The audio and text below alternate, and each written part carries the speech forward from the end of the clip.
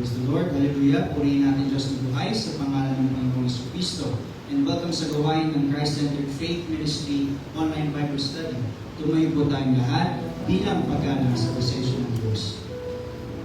Hallelujah. At sabi po sa Romans 12 verse 12, be joyful in hope, patient in affliction, and faithful in prayer. Hallelujah.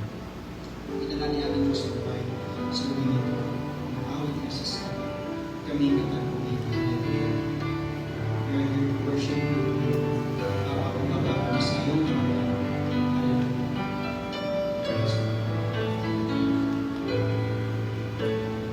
Narito kami nagpapakumbaba, sumasamba sa iisang Diyos.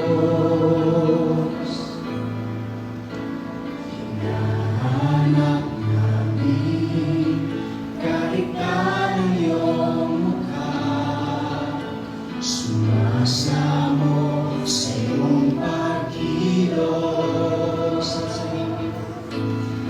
At sa himig na hangin, aming dalangin, kami tatagpuin.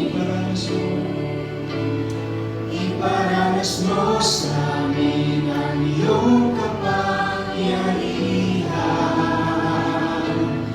Ipamanas mo sa amin ang iyong kalwalhatian, hanggang ang aming kaluluwa'y mapuspos ng lubusan, at sa aming kalagitnaan umabang ang kalangitan. Dakila ang iyong ngalan. Iparanas mo sa amin ang iyong kapangyarihan. Ipamanas mo sa amin ang iyong kalwalhatian, hanggang ang aming kaluluwa'y mapuspos ng lubusan, at sa aming kalagitnaan umabang ang kalangitan. Dakila ang iyong ngalan. Dakila ang iyong ngalan. Dakila ang iyong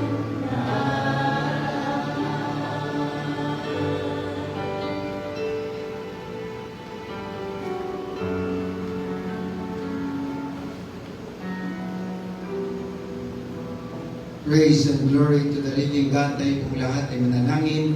Madakilang Diyos, Panginoon Jesucristo, kami po ang Panginoon ay nagpapasalamat sa muli sa isang napakabiyayang gabi na binigay mo po sa amin upang patuloy na mag-aral ng iyong banal na salita.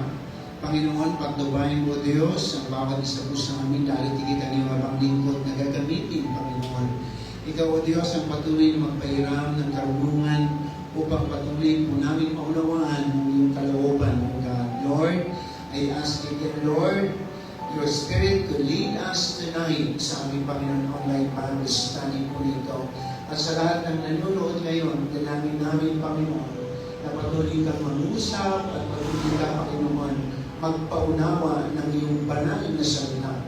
Lord, linisin mo po kami at gawing karapat-dapat na tumanggap ng iyong mga salita. Salamat po, Diyos, sa iyo, Panginoon, namin ibinabalik po ang lahat ng katagumpayan sa pangalan mo lamang ng Kristo Jesus. Everybody say Amen.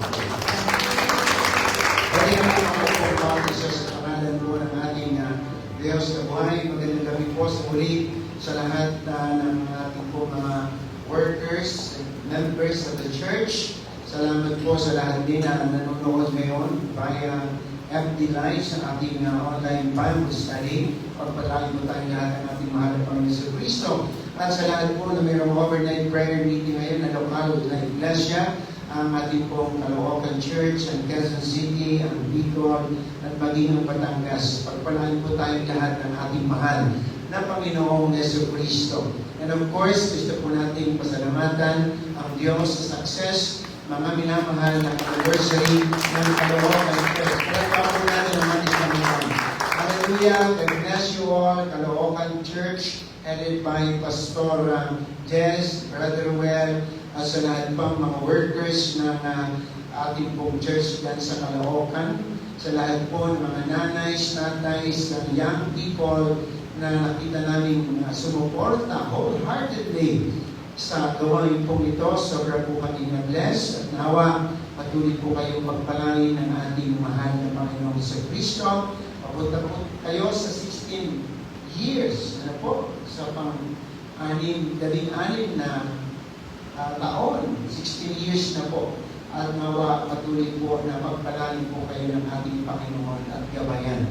Glory to the living God. Speaking of anniversary, ngayon na pong darating na October 20. Anniversary po ng ating pong church sa Batangas, headed by Pastora Daisy, Pastora Beth, and Pastora Belen. Hallelujah! Pagpalaan po kayo ng ating mahal na Panginoon on October 20. Magkita po tayo with the theme, Arise and Go to Jesus. Alam ko po na pinagdaanan niyo po ang mga pagsubok dahil nga sa kabuhayan na nangyari po dyan na problema. Pero alam ko na sa tulong ng ating mahal na Panginoon ay ang lahat po ng bagay ay kayang ibalik ng ating Diyos sa buhay. Ang ating pong manggagawa, public minister sa Mindoro. To God be the highest glory.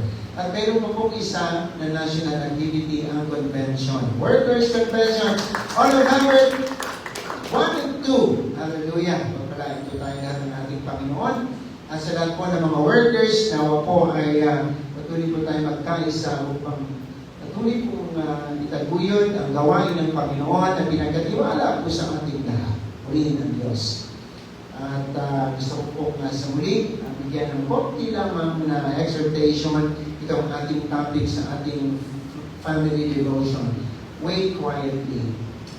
Sabi ko nga po kanina, matapos po na mag-share ang aking leader, si Brother Chris sa devotion, sa aking pong karagdagan, sinabi ko na talagang hindi po talaga madali ang maghintay. Nakakapagod at minsan marami na tayong nasasabi. Pero napakahalaga ang quietness sa buhay po ng isang tao. Because when we speak about quietness, we speak about meditation. When we meditate, gusto po natin na mag-evaluate ang ating sarili, pakita natin kung nasaan tayo, ano ang ating pumulaman, ano naman ang ating nagawa. Habang naghihintay po tayo sa ating mahal na Panginoon.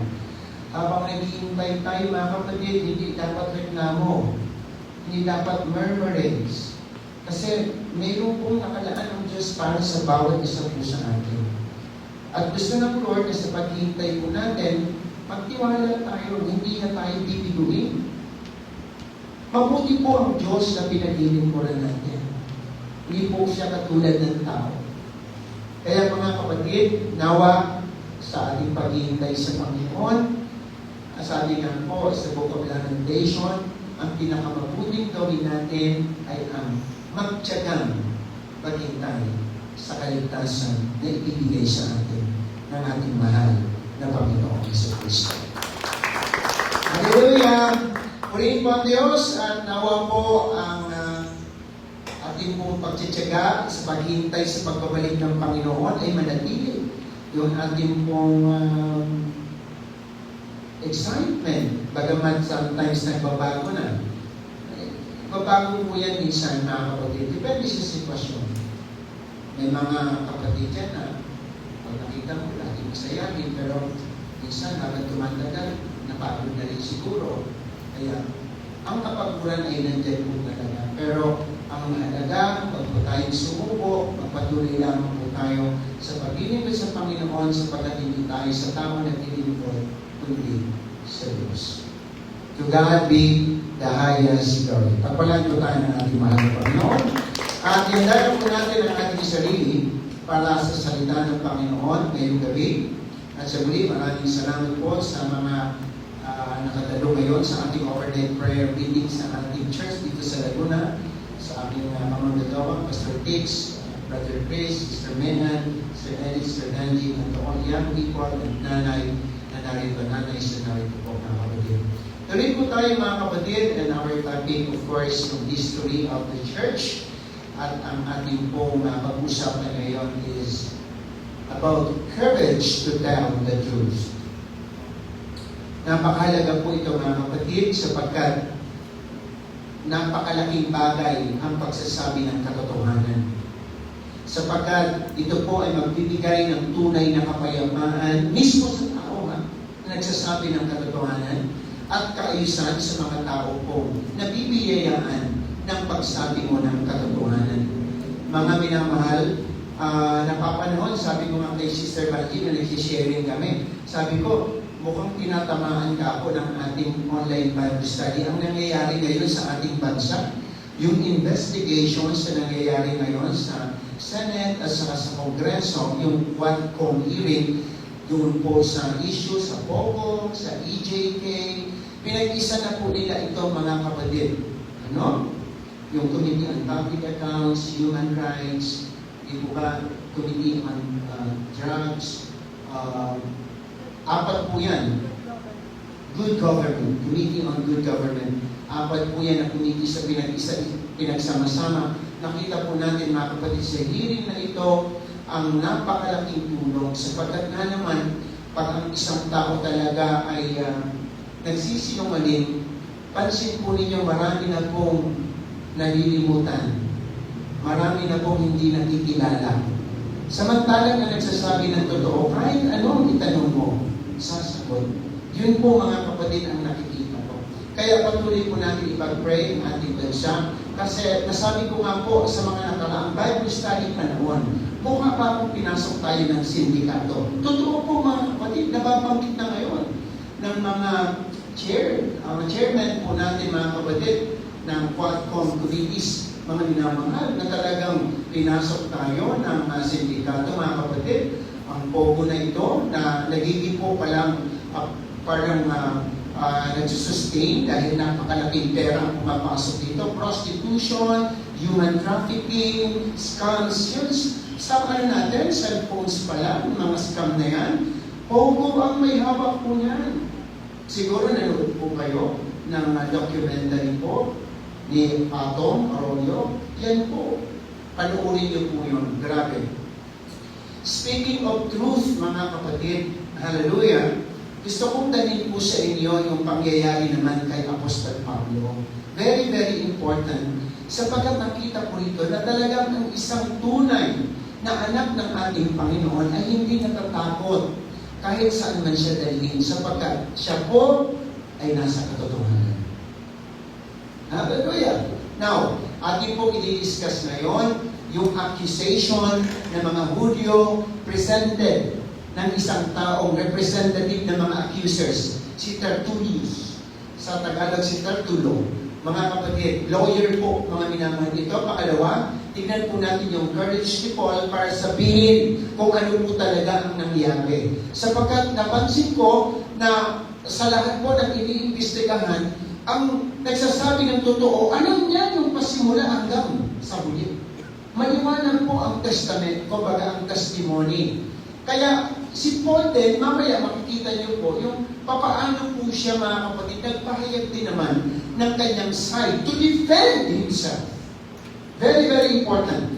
And of course, tingnan din po natin yung mga pangyayari nung si Felix po, yung gobernador, mga minamahal ng Roma, ay nakaharap na si Apostle Pablo. Now, simulan po natin doon sa accusers and the accusations. Sino po ang nag-a-accuse kay Paul at ano ang kanilang inaakusan? Mahalaga kasi ito, kasi kung mahina po si Apostle Pablo sa pananampalataya, marahil mga kapatid, Gumip up na rin po ang taong ito. Marahil hindi na rin po siya humarap. Di po ba mga minamahal doon sa Caesarea, mga kapatid, the center of the council, mga kapatid, ng Rome, that time mga kapatid nasa Caesarea, at doon na nga po mga kapatid nakabase, ito pong sinabi Governor Felix. Now, kung titignan natin, pwedeng umurong na si Paul sapagkat pinaalalahanan na po siya ng kanyang kapatiran. Siguro naalala po ninyo yung Bible study natin. Sabi ng mga kapatiran ni Pablo, delikado ang buhay mo, pero hindi po nagpatalo si Apostle Pablo doon sa advice na yon dahil alam ni Apostle Paul kung ano ang mas mabuti bilang lingkod ng Diyos. Sapagkat kahit pala yung gobernador, mga kapatid na marahil kinatatakutan, ay nabigyan pa siya ng pagkakataon para mabahaginan ng Ebanghelyo ni Kristo. Hallelujah! Now, tuloy po tayo. If you have your Bible, please open with me in the book of Acts chapter 24. Yan po tayo. Yan tayo. Kukuha mga kapatid ng ating pag-aaral ngayon, chapter 24. And in verse 1, everybody, if you have your Bible, please open it and makipagbasa po kayo sa akin. Sabi po dyan sa verse 1, 5 days later, Ananias, the high priest ito, arrived with some of the Jewish elders and the lawyer Tertullus, to present their case against Paul to the governor, mga kapatid. And that time the governor was Felix. They came to provide evidence against Paul. At ito pong Tertullus po na ito, si Tertullus, mga minamahal, siya po ay magaling na lawyer. Hallelujah. And from my research, hindi lang siya lawyer, orator po ito. Pag orator ka mga kapatid, magaling kang magsalita, eloquent ka, speaker ka, mga minamahal. Napansin ko lang talaga, yung mga naakusahan, hindi lang basta-basta mahina ang kanilang hinahanap. Diba? Minsan. At yung nag-aakusa, dapat may hindi naman. Magaling. Talagang parehas talaga eh. Hallelujah. Kaya nga, mga kapatid, mas magandang basahin ko po sa inyo sa Tagalog. Open your Bible. Kung paano po nagsimulang magtalumpati itong si Tertulo. Tingnan po niyo. Open your Bible in the book of Gawa, chapter 24, verse 2. Hallelujah. At nang ihanap sa kanila si Pablo, sinimulan ni Tertulo ang pagsasakdal at ganito ang wika niya. Kagalang-galang na Gobernador Felix, umutang po namin sa inyong matalinong pamumuno ang malaking kapayapaang matagal na namin tinatamasa. Grabe mga kapatid yung bitaw ng salita. Talagang kinukuha ni Tertulo yung damdamin ng Gobernador Felix, mga kapatid, utang na. Gayon din ang mga pagbabago para sa kapakanan ng bansang ito. Verse 3, ito'y kinikilala namin at lubos kayong pinasasalamatan kahit saan at kahit kailan. Yung verse 4, matake na po siya. Ngunit upang kayo po ay huwag ng gaanong mawala, mangyari po lamang na kami pakinggan ninyo. Sumandali. Verse 5, sapagkat natagpuan namin na ang taong ito'y si Pablo na. Manliligalig. Ginugulo niya ang mga Hudyo saan man makarating at pasimuno ng sekta ng mga Nazareno. Pati po ang templo namin ay tinangkal niyang lapastanganin. Kaya inunin namin siya. Grabe, no? So yung po nagsimula ang diskurso ni Tertulo. At grabe yung kanyang opening statement. We enjoy the great peace and the prosperity is being brought to this nation because of you. At nagpapasalamat kami, lubos. Kaya nakita ko mga kapatid na talagang si Felix siguro alis umangat doon sa upuan. Kaya mga minamahal, kung sa mga pananalita lamang, maraming magaling magsalita. Pero, Ito po ba yung totoo? Yan. Now, tuloy po tayo mga kapatid. Yung present mga kapatid ni Tertullius, mga minamahal, ay charges against Paul. Matindi po ang sinabi ni Tertullo, sabi niya, ang taong ito sa ibang translation, salot, creator of rebellion, dissension, and confusion among all the Jews throughout the world. Tingnan po niyo sa wikang English. At siya rin po, sabi niya, leader of the sect of Nazarenes. And he tried to profane or disrespect the temple of God. Kasi di po ba yung akusasyon nila na nagsama pa siya ng Gentil sa loob ng templo. Samantalang ang sabi mga kapatid ni Apostol Pablo, nakita lang nilang kasama ko. Sinabi na nila, pumasok siya sa loob ng templo. Kaya pag tinignan po natin mga minamahal, napakagandang malaman natin kung ano ang totoo para talaga makapag-desisyon din tayo kung ano ang dapat natin gawin na tama. Kaya nga sinabi mga kapatid dito, salamat na lamang at dumating itong si Lysias mga minamahal. Si Lysias kasi naalala po ninyo, di ba gusto nang patayin si Pablo? Siya yung kumuha. Siya yung leader ng co-commander, di ba? Mga soldiers, Roman soldiers. Kinuha niya. Sinicure niya si Paul. Kasi ang topic natin last meeting is the providential protection. Ginamit pa ng Panginoon po itong si Lysias para siya po ang hindi masaktan ng mga Hudyo, mga minamahal. Pero, ganun pa man mga kapatid, nandun pa rin si Pablo sa paglilihis. At ito ang maganda po dito mga kapatid. Kung paano rin dinipensahan ni Apostol Pablo ang akusasyon sa kanya. Kaya napakaganda po talaga na pag talagang ikaw ay pinatawag at gustong makuha ang sign, bilang Kristiyano, magpakita ka at ipaliwanag mo ang mga sa loobin mo. Sapagkat mas may magandang kahihinatnan kaysa sa ikaw ay hindi rin nagsasalita. So, sabi ng verse 10, si Pablo ay sinyenyasan ng gobernador upang magsalita. Kaya, nagsimula na rin si Apostol Pablo. Kagalang-galang ng gobernador, sabi ng Apostol Pablo, nalalaman kong kayo matagal na pumuong sa bansang ito, kaya ikinagagal ako na ipagtanggol ang aking sarili sa harap mo. So, ano na po, sa verse 11, nagbigay na po ng pahayag. Basahin ko rin po, verse 11. Sabi po dito mga kapatid, wala pa pong 12 araw mula nang dumating ako sa Jerusalem upang sumamba. Matitiyak ninyo iyan kung kayo'y magsisiyasan. Para sinasabi ng Apostol Pablo, kahit imbestigahan niyo pa po. Minsan, hindi nila ako nakitang nakipagtalo kanino man sa loob ng templo o gumawa ng gulo sa sinagoga o sa alinmang dako ng lungsod. Wala silang maiharap na katibayan sa kanilang mga paratang laban sa akin. Tinatanggap ko po. Tingnan po ninyo yung totoo sa puso ni Apostol Pablo.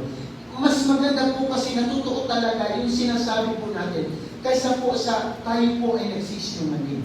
Sabi ni Pablo, tinatanggap ko po na ang pagsamba ko sa Diyos ng aming mga ninuno ay ayon sa daan na ipinalalagay nilang isang maling sekta. Yun ang talaga ang problema. Parang nagagalit kayo sa akin dahil sa aking pangangaral ng Ebanghelyo ni Kristo. Yan ang sinasabi ni Apostol Pablo. Subalit pinaniniwalaan ko rin ang lahat ng bagay na nasusulat sa kautusan at sa mga aklat ng mga propeta. At sinasabi kasi ng mga Hudyo, hindi ka na naniniwala sa kasulatan sa lumang tipan. Hindi ka doon, nasabi ng Apostol Pablo. Bilang tinawag ng ating Panginoon, naniniwala pa rin ako dahil ang bagong tipan naman talaga, mga minamahal ay galing sa lumang tipan. Di po ba, mga kapatid? Si Pablo po ba, mga minamahal, ay hindi na nag-alay? Nag-alay pa rin siya, kaya nga pumunta siya sa Jerusalem Hallelujah! Ang ibig sabihin ng Apostol Pablo dito, gusto ko lang wala na sa inyo, hindi naman totally na wala na ang kahalagahan ng kautusan. Dahil even the 10 commandments, mga kapatid, ay mahalaga. Mga minamahal, ang mga sinasabi po dyan At ang iba po mga minamahal na mga kautusan, even the Levitical laws, ay nakakatulong din. Ang pagkain na lamang po, kung susundan po natin ang Levitical laws, ang ganda ng advice kung ano ang dapat kainin at hindi dapat para maging healthy ang ating katawan. Di po ba ang ating pakikitungo sa ating kapwa? Mga batas po yan, mga kapatid noon, na para bang sinasabi dyan, against si Apostol Pablo sa lumang tipan. Pero sabi ng Apostol Pablo, hindi yan totoo. Pinaniniwalaan ko pa rin ang lahat ng bagay na nasusulat sa kautusan at sa mga aklat ng mga propeta. Sabi ni Pablo. Verse 15, tulad nila, nananalig din ako na muling bubuhayin ng Diyos ang lahat ng tao, matuwid man at hindi. Kaya't pinagsisikapan ko tuwina na maging malinis ang ating budhi sa harapan ng Diyos at ng tao. Kung nakikita natin mga minamahal, tuloy-tuloy po ang diskurso po na ito ni Apostol Pablo, kaya nga naman sinabi ni Pablo na pinagsisikapan ko na laging maging malinis ang ating budhi sa harap ng Diyos at sa harap ng tao. Kaya napakaganda mga kapatid, yung damdamin ni Apostol Pablo na humarap siya kay Felix. Yung damdamin na alam mo mga kapatid na hindi ka nagsisinungaling. Na malinis ang budhi mo mga kapatid sa harapan ng Diyos. Dahil alam mo na ang Diyos ang nakakalam ng lahat ng totoo. Sabi sa verse 17, ilang taon akong nawala sa Jerusalem at nagbalik ako upang maghatid ng tulong sa kababayan ko at maghandog sa Diyos.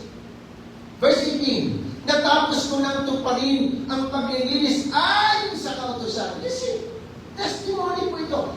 Binabasa ko po ito mga kapatid dahil ito yung gustong ipaliwanag ni Apostol Pablo na hindi ako nagsisinungaling. Alam ko ang buong pangyayari. Alam ko ang totoong nangyari. Sabi ng Apostol Pablo, natapos mo lang tuparin ang paglilinis ayon sa kautusan at nag-aalay ako ng aking handog. Nagdagdag nila ako sa templo. Walang maraming tao roon at wala namang gulo. Sabi ng Apostol Pablo, oo nga naman mga kapatid, hindi naman naggugulo si Pablo sa loob ng templo. Pero yan ang pinararata mga kapatid ni Tertulo. Yan ang pinalalabas mga minamahal. Siya daw po mga kapatid ay isang rebelde. Pangunahin mga kapatid na naglilid doon sa confusion ng mga Hudyo. Sabi sa verse 19, ang naroon ay ilang Hudyong galing sa Asya. Sabi po ni Apostol Pablo mga minamahal. Kaya kung titignan natin, talaga po, sinasabi ito ng Apostol Pablo dahil gusto niya sabihin kay Felix, ito ang mga buong pangyayari. Gobernador. Gayon pa man sabi niya sa verse 21, idiretso ko na ito maganda. Totoong sinisigaw ko ito sa harap nila dahil sa pag-asa kung muling mabubuhay ang mga patay, ako'y nililitis sa harapan ninyo ngayon. Parang ang sinasabi ng Apostol Pablo mga kapatid, paano bang ang dahilan kung bakit kayo galit na galit sa akin? Ay dahil ba sa nangangaral ako na mayroong pagkabuhay na maguli? Dahil ang mga Saduceo ay hindi naniniwala sa pagkabuhay na maguli. Hallelujah!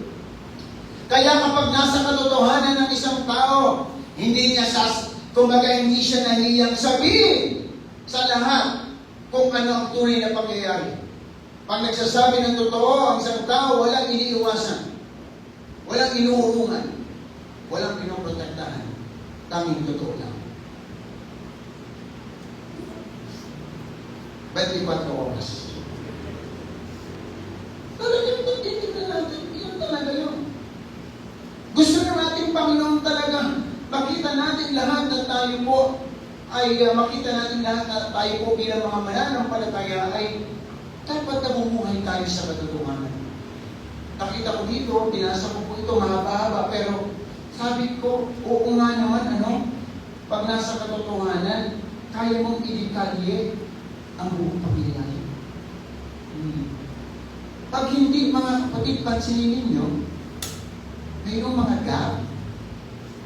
Dahil mayroon silang iniiwasan doon sa mga bagay na pangyayari na po pwede makita na sila po ay mayroong pagkukulang. Uli ng Panginoon. Now, tingnan po natin mga kapatid kung paano ni-review ni Paul ang mga pangyayari bilang depensa. Sinabi ni Paul, hallelujah, na he had gone up to Jerusalem to worship about 12 days. Hallelujah. Sinabi ni Paul na, yes, pumunta ako doon, pero wala naman talaga akong ginawang masama sa loob ng templo. He confessed that he worshiped God according to the way. Ano yung way na yun? Yan yung pong grupo na tawag si Jesus Christ, yung disciples si Jesus Christ, His death and resurrection. Yun ang ipinapangalan ng Apostol Pablo. Sinabi pa niya Apostol Pablo, naniniwala ako sa batas ng Diyos, naniniwala ako sa mga propeta. Talaga pong maliwanag naman na sinabi yan ng Apostol Pablo. Paul stated that he had hope in God. Sabi niya, may pag-asa ko sa Diyos. As they do, kung kayo naniniwala na kung kayo may pag-asa sa Diyos, ako man. Kasi ang kausap niya, mga Hudyo, mga kapatid, at nakakalungkot, mga minamahal. Hallelujah, kasama niya pa mga Hudyo ang umaakusa sa kanya. Siguro sabi ng Apostol Pablo, hindi lang kayo naniniwala na mayroong pagkabuhay na magmuli, pero meron. Mayroong pagkabuhay na magmuli. Sa mga matuwid at hindi matuwid, may pagkabuhay na magmuli. Hallelujah. Why? Sapagkat mga kapatid, ang pinapahayag ni Apostol Pablo ay ang gospel. Ang gospel kasi tungkol sa pagkabuhay na magmuli ng Panginoon. Sapagkat yun ang kapangyarihan natin mga kapatid. Di po ba? Ang gospel is all about the resurrection of our Lord Jesus Christ. The death and resurrection. Sapagkat kung walang pagkabuhay na magmuli, mga kapatid, walang pag-asa ang mga mananampalataya. At marami sa kanila ang hindi naniniwala na si Yesu Cristo, mga kapatid, ang tagapagligtas. So, paano nga naman mga minamahal? Ipinapangaral ni Apostol Pablo na si Kristo na buhay na magmuli, samantalang mga minamahal, nung madatnan mga kapatid na mga disipulo na wala ang bangkay ng Panginoon doon sa libingan, ano kagad ang sinabi mga kapatid? Na dapat pagtakpan natin ito. Sinuhulan mga minamahal ang mga bantay noon. Sinuhulan, parang sabihin ni nakaw. Dahil ayaw nila mabalita na resurrect ang ating mahal na Panginoon. But praise be unto the Lord, because we Christians, we believe that there's life after death, and our Lord Jesus Christ man here. What crime the Jewish High Council found me guilty? Hallelujah. Tanungin niyo sila kung ano ang nagawa kong pagkukulang, kung saan ako lumabag. Except for one time I shouted out, I am on trial before you today because I believe in the resurrection of the dead. Gospel ito. Kaya noon pa man ang gospel ni Kristo talaga hindi madaling tanggapin. Hallelujah. Sapagkat yung pangangaral po na yun, mga kapatid, hallelujah, ay magbibigay talaga ng pag-asa sa lahat ng mga taong mananampalataya sa ating Panginoong Jesucristo. And ayaw nila, mga kapatid, na nakasama mga hindi. Di po ba? Para nakala lang nila sila lang ang ligtas eh. Kaya nga nagpapasalamat ko ako kay Apostol Pablo sapagkat talagang nakita ko ang kanyang kasipagan sa pangangaral ng Ebanghelyo ni Kristo. Hindi lamang po siya nanatili sa Jerusalem, kundi mga kapatid, siya po ay sumunod sa utos ng ating mahal na Panginoon. Siya po, mga minamahal, ay pumunta ng Asia, mga minamahal, pumunta ng hallelujah, Galatia, pupunta po siya mga kapatid ng Pilipos, mga minamahal, pumunta siya sa Macedonia, sa Corinto, sa Greece, mga kapatid, lahat mga minamahal na inabot ni Apostol Pablo ng kanyang buhay, mga kapatid, ay nakatanggap ng Ebanghelyo ng ating mahal ng Panginoong Jesucristo. At yun po ang naging daan kung bakit ang mga iglesia po doon ay nagkaroon ng pananampalataya sa tunay na Diyos. Walang iba kundi sa ating mahal ng Panginoong Jesucristo. Tulad din ang ating pananampalataya po ngayon. Hallelujah. Kaya sabi ng Apostol Pablo, ako ba'y nililitis nyo ngayon dahil sa pag-asa kong may pagkabuhay na magmuli? Hallelujah. Kaya sabi ko nga mga kapatid, grabe po pala. Yung dinanas na hirap na Apostle Pablo just to share the words of God, telling the people that there is life after death in the name of Jesus Christ. Hallelujah. Purihin ang ating Panginoon.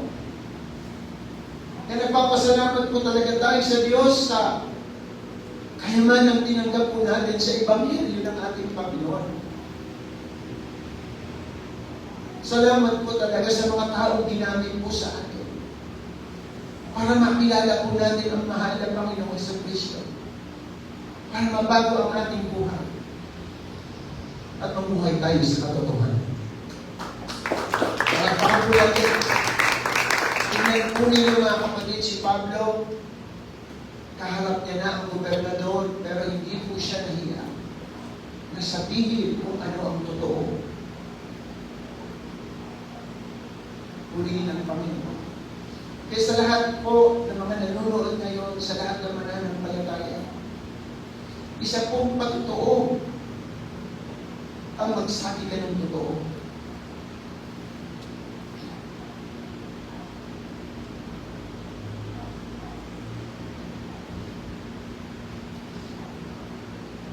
Ayaw po ng Diyos, mga kapatid, na tayo po'y ma-influence ng lies, ng mga kasinungalingan. And we know who is the author, yun po ba, ng kasinungalingan. The devil, Satan. Hallelujah. At dahil po dyan, mga kapatid, dinelay ni Felix, mga kapatid, ang judgment. Alam kasi ni Governor Felix, mga kapatid, na nasa katotohanan si Pablo, nararamdaman niya yun. Kaya inaantala niya ang desisyon. Hallelujah. Kasi, aside from, alam niya rin ang grupo pong ito ni Apostle Pablo, may isa pang reason. Dahil ang asawa ni Felix, isang Hudiya. Sige niyo yan. Hindi ako naniniwala na Hudiya, mga kapatid, ang asawa ni Felix, hindi niya alam. Hindi na alam kung ano talaga ang batas ng Diyos. So, makikita po natin sa Acts chapter 24, 22 to 23, at that point, sabi po dyan, Felix, who was quite familiar with the way, look at this, adjourned the hearing and said, oh, pinag-uusapan natin hearing. Grabe ito. Ngayon, punong-puno ng hearing ang Senate at ang Kongreso. Praise God. Sabi ni Felix, wait until Lysias, the garrison commander, arrives. So, hinintay po nila si Lysias para po magpatotoo rin. Ano? Kasi siya nga po yung kumbaga nag-secure, default, bago sila pumunta ng Caesarea. Then I will decide the case, sabi ni Felix. So he ordered an officer to keep Paul in custody, but to give him some freedom and allow his friends to visit him and take care of his needs. Walang mawawala. Pag-nagsalita kayo ng totoo. Nakulong siya, pero mga kapatid, pwede siyang bisitahin. Pwede kung anong pangangailangan niya, pwede dalhin sa kanila. Again, the providence of God sa isang lingkod ng Diyos. Sabihin mo lang kung ano ang totoo, hindi ka pababayaan ng ating Panginoon. Everybody say amen. Why? Because Jesus is truth. Siya ay katotohanan. Pag tayo po ay nasa katotohanan, mamumuhay po tayo ng may kaayusan. Kaya nga, ang liwanag po mga kapatid, that Governor Felix, sabi ng Bible, mayroong knowledge of the way. Kaya nga, hindi niya na ito pinatagal. Mayroon siyang idea, mga kapatid. At hindi lamang po yan mga minamahal, mayroon din po siya mga kapatid na asawa na isang Hudiya, mga kapatid. At dahil nga po dyan, siguro, nakita ni Felix ang pagiging seryoso ni Apostol Pablo, binigyan pa siya ng favor. Everybody say amen. And Felix also heard Paul more times. Ano? Babasahin ko, a few days later, Felix came back with his wife Drusilla, who was Jewish. Sending for Paul, they listened. They listened. They listened. Hallelujah. As he told them about faith in Christ Jesus. Pagpakalalo ng Panginoon. Hallelujah. Isipin niyo mga kapatid, yung inaakasuhan na si Apostol Pablo, nagsabi ng totoo, hindi pinabayaan ng Diyos. Hallelujah. Yung po, nilagay sa kustodiya, pinaalagaan, binigyan kung ano ang pangangailangan, at tinawag mga kapatid upang magbahagi ng salita ng Diyos kay Felix at kanyang asawa. That is so good. Hallelujah. Verse 25, as he reasoned with them about righteousness and self-control and the coming day of judgment. Tingnan niyo po kung paano si Apostle Pablo, very vocal sa kanya pong pag-angaral ng salita ng Diyos, even Christian living. Tinakil ni Apostle Paul kay Felix, mga kapatid. Hallelujah. Nabanggit dito, the coming day of judgment. Kaya nga, then what's next? Felix became frightened. Talaga po ang Ebanghelyo, pag hindi ka handang tanggapin si Kristo, mga kapatid, matatakot ka. Di po ba? Hanggang lang sa takot si Felix Nung matakot siya, ito yung kanyang ginawa. Pero nakita ko dito, mga kapatid, Paul did his part. As a servant of God, hindi po natin gawain yung mag-convert. Gawain yun ng Diyos sa pamamagitan ng kanyang banal na Espiritu Santo. What we must do is to share the words of God, to share the gospel of our Lord Jesus Christ. Kaya nga sabi ni Felix, go away for now. He replied, when it's more convenient, I'll call you for you again. So, sabi ni Felix, umalis ka na muna. Pag medyo ayos na bumalik ka lang.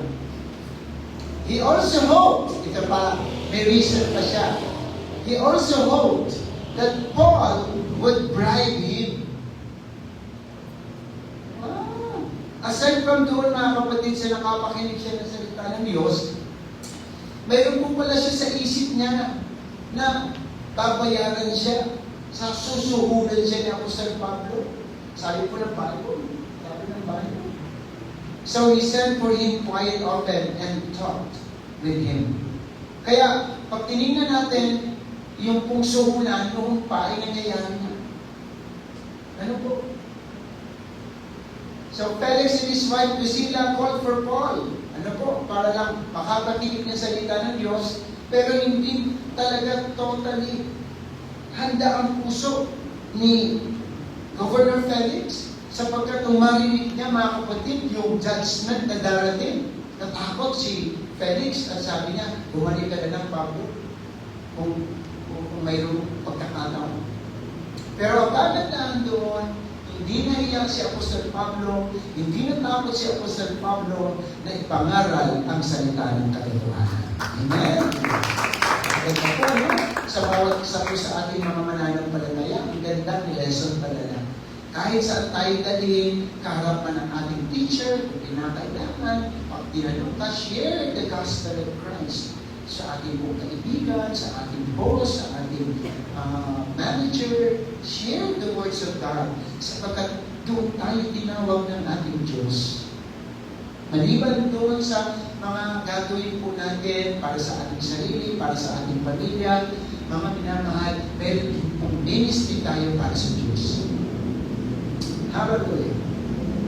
24, 35, again, ulitin ko lang, as he reasoned with them about righteousness and self-control on the coming day of judgment, Felix became frightened. And he said, go away for now. Paul, sabi niya, when it is more convenient, I'll call for you again. Sa puri ng Panginoon, ito po si Felix, mga kapatid, na tagtangkapang magbigay ng suhol. Tumanggap ng suhol. Tumanggap ng suhol. Pastor, ano po ba ang bribery? Kasalanan po ba? Yes. Bribery is a sin.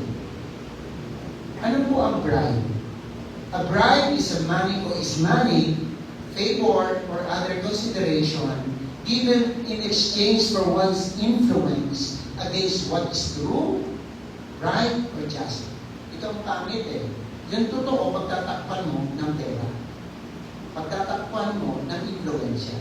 Pagtatakpan mo ng iyong kapanggitan. So, hindi makalabas yung totoo. So, the Bible is clear that giving or receiving a bribe is evil. Kaya nga po, 2 versikulo lang ang binanggit ko po dito. Exodus 23 verse 8, do not accept a bribe. Acceptance is a sin. Ano po? For a bribe blinds those who see and twists the words of the innocent. That is worse. Another thing, hindi lang yung tumanggap. Proverbs 29 verse 4, a just king gives stability to his nation, but one who demands bribe destroys it. Diba? Maraming mga hari, maraming mga leaders na nasira dahil sa paghingi ng bribe ng mga tao din naman kapangyarihan na kanya rin sana pinagkakatipo. Look at the wisdom of the words of God. Kaya po yung suhol, hindi po maganda. Si Felix naghihintay na gano'n. Kaya pala hindi niya madaling natanggap ang salita ng Diyos. Dahil ngayon siya iniisip na siguro, sana makatanggap ako ng suhol kay Pablo. Pero hindi gagawin niya ni Pablo. Dahil si Pablo ay tunay na lingkod ng Diyos. Sa malakas na malakpak para sa ating mahal na Panginoon Hesus Kristo. Hallelujah! And when Felix and his wife Drusilla listened to Paul speak about faith in Christ, righteousness, self-control, and judgment, Felix became frightened. Gusto ko pong sabihin po sa inyo na isang tao talagang hindi handa sa pagtanggap sa Panginoon.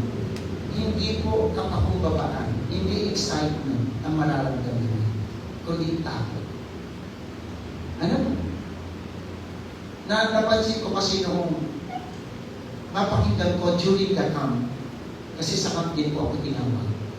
Nung mangaral ko yung pastor at sinabi lahat tayo magkasala at walang makakaabot sa kalawalatian ng Diyos. Nung marinig ko na mayroong pagbuko, mga kapatid, yes, natakot ako. Pero yan po ay na-overcome nung sinabi na mayroong kaligtasan. Anong sinabi na ang nais tanggapin si Jesus, lumapit sa Panginoon. Isa ko ako. Isa ako sa umiiyak na lumapit sa Diyos.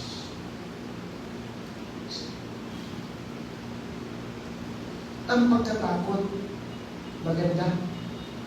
Dahil parang ikaw ay nabigyan ng paalala. Pero hindi sapat. Dapat marami kasi mga tao ang gusto pa rin pagtakpan ang kanilang mga kasalanan. Pero ayaw ng Diyos na gano'n. Gusto ng Diyos na maging bukas tayo at tanggapin si Kristo bilang Panginoon at sariling tagapagligtas ng kapwa.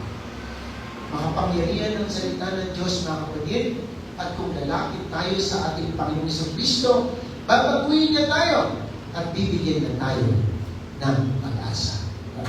Hallelujah! After 2 years, dito po ako magtatapos, pinalitan ko si Felix. Pinalitan si Felix ng gobernador ng pangalan ng Jesus. Yan po ang usapan sa sunod natin pag-aaral ng salita ng Diyos. Then my conclusion, Acts 24 emphasizes the power of unwavering faith in the face of false accusations and delayed justice. Paul's defense and his fearlessness in discussing judgment symbolize the courage believers can have in proclaiming the gospel of our Lord Jesus Christ. Nawa mga kapatid, nakakuha po kayo ng kaalaman tungkol po sa pagsasabi ng katotohanan. Tandaan natin, kapag nasa katotohanan tayo, ang Diyos ay nasa atin. To God be the highest. Tatayin po tayo lahat. Tayo po yung manalangin. Madakilang Diyos, Panginoong Jesucristo, nagpapasalamat po kami, Panginoon, sa iyong mga salitang nanay at ngayong gabi. Now, Panginoon, ito Diyos ay patuloy, Panginoon, na magbigay sa amin ng paalala. Kung gaano kahalaga, Panginoon, ang kami ay mabuhay sa katotohanan. Salamat po Diyos sa buhay ng Apostol Pablo na nagigilin namin, Panginoon, na halimbawa kung paano kami mabuhay at humarap sa anumang hamon ng buhay. Salamat po God sa lahat ng nakarinig, nakapanood ng aming po online Bible study nito. At anuman po Diyos ang kanilang pangangailangan, ipagkaloob mo po ayon sa iyong kalooban. Lord, sa lahat ng mga kapatid po namin din na mayroon Panginoong sakit at karamdaman, bigyan mo rin o Diyos ng kagalingan. Special mention o God sa aming Tatay Julian. Kailangan po namin ang patuloy o God na kalakasan ay pagkaloob po sa kanyang buhay. Lord, salamat po sa mga pangako mo sa aming mga buhay. At ganoon din dinadalangin namin, Panginoon, ang aming bansa o Diyos. Lord, huwag mong pabayaan ang aming bansa at ang aming mga leaders. Nawa, Panginoon, manatili o God patuloy o God na pagnanais ng ilang mga leaders namin na ang lahat ng kasamaan ay magkaroon, Panginoon, ng katapusan, Panginoon. Hallelujah, dito sa lupa, ayon din sa mga batas na pinapaliran, Panginoon, sa aming bansa. Alam naman po namin, Panginoon, na pagbalik po, wala, Panginoon, na ibigin. Wala, Panginoon, makakatago. Lahat, Panginoon, ang ginawa ng tao. Lahat ang ating ginawa ng Diyos ay hayag sa iyo. At sa paghuhukom mo, Panginoon, nandun talaga ang tunay na hustisya. Kaya maraming salamat, O God, sa iyo pong kabulihan, sa aming mga buhay. Salamat sa pagsama mo po sa amin at patuloy Panginoon na pagdamay. Lord, sa aming overnight prayer meeting, Panginoon, at sa ibang mga kapatiran sa aming mga local churches, pagkaisayin mo, Diyos, ang aming espiritu upang kami, Panginoon, ay makamanalangin at sama-sama, Panginoon, para sa mga kahilingan ng bawat isa. Purihin na, Panginoon, at binabalik na po namin sa iyo ang lahat ng papuri at pasasalamat.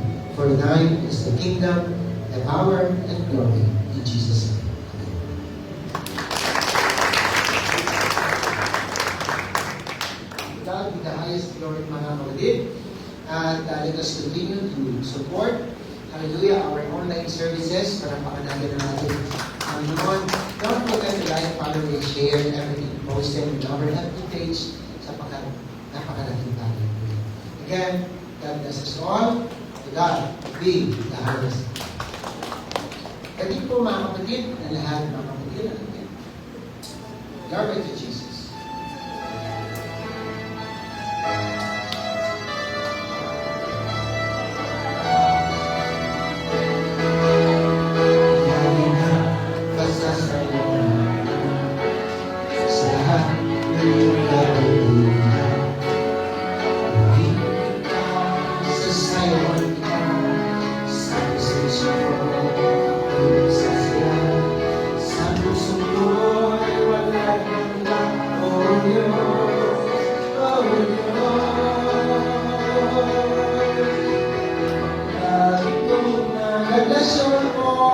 Narito po ang ating mga kapatiran sa Laguna Church.